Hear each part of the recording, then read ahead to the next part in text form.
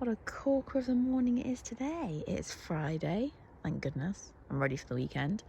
It looks like we've had a frost. We haven't had a frost, it's a very heavy dew, but it is very cold this morning and I can see my breath.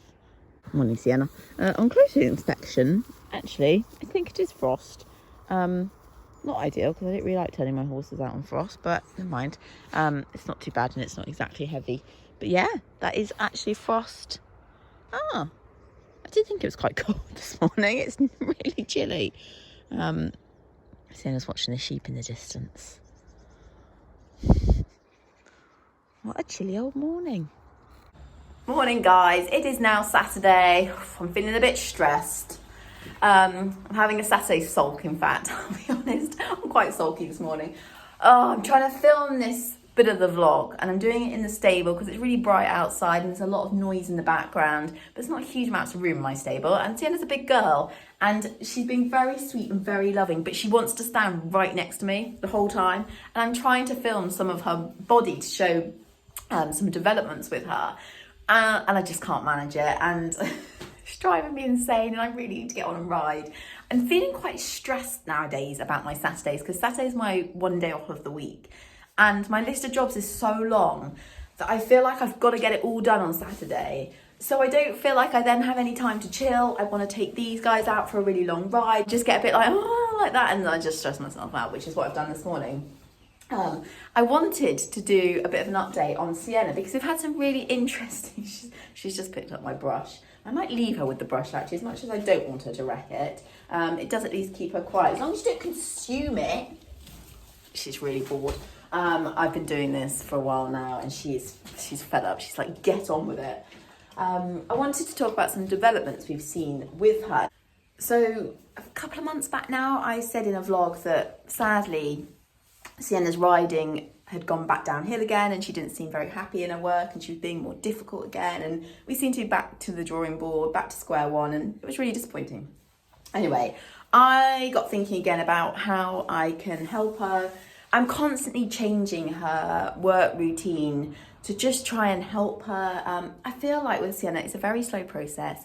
It's like doing a very long and very sort of intense and delicate jigsaw puzzle. And each time we do like a new work routine or we look at a new training method or something like that, we gain a little bit more knowledge on how we can help her, and the kind of puzzle gets a little bit easier to do, or I add a few more pieces to it and I feel like I gain some more knowledge.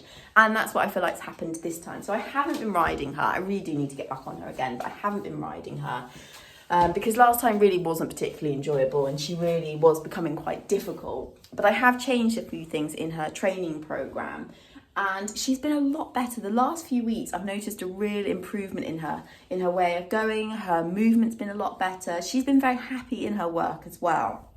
Now, I'm coming to the theory that there's two reasons for this. Either my weight in the saddle on her is affecting her massively, possibly her kissing spine, possibly her SIs, but I need to eat less pies, obviously.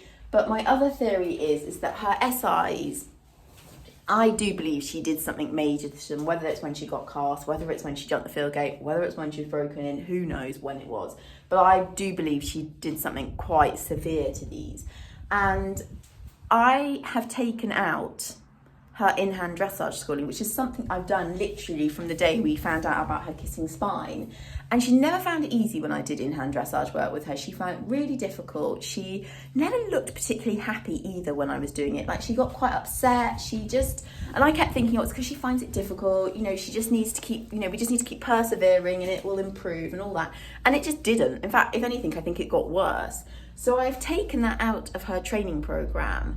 And I think that's made a massive difference because if you think about it, when you're doing in-hand dressage work, especially things like shoulder in or leg yield, you really are working the SIs, especially something like shoulder in. You're nearly like moving it a little bit. And I wondered if I was just aggravating it the whole time. So she hasn't now done any for maybe 2 months. And as I say, I've seen a massive improvement in her way of going. So all we're doing now is lunging and hacking. So she still does pole work. But I always lunge her in the Equestrian, which I think has also had a really positive effect on her. So she's not going to let me show you guys because she wants to stand right next to me. Can you go back just a little bit for me? She's like, no, I can't. I have to be right next to you.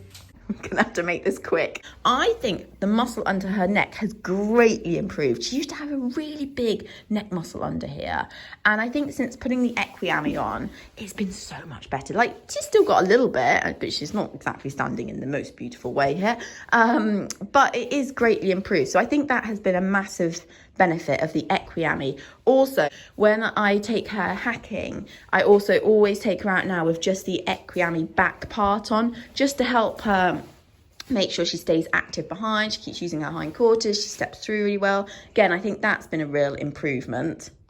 Obviously, no longer doing any sort of dressage suppleness work means that we're not necessarily helping her top line or the kind of muscle across her back. But as I say, I've really noticed an improvement in her paces. And she's been cantering a lot easier recently. She's been doing a lot less galloping on the end of the lunge, which again is a real bonus because she's really bad about that. So we've had some really promising steps forward. So the next step is to get... She's currently got her nose on my leg, and as much as I trust that she doesn't normally bite, I don't entirely trust her not to give me a little nip. So we've had some interesting improvements. So the next thing is to get on her, really. I need to get on her and just see how she feels to be ridden again, see if that's improved and go from there. But as I say, it's a real slow process, and it's kind of piecing together this very difficult jigsaw puzzle, and every time I learn a little bit more when I kind of fit another piece in. Are you eating that brush? Yes, you are eating that brush. I quite like it, so I'd rather we didn't eat it. She's being really patient because I started this vlog so many times to try and do it. So these clips are a bit random in the vlog because obviously I was chatting very much about Sienna. However, I was a bit of a negative Nancy on Saturday. As you could tell, I wasn't in the happiest of moods.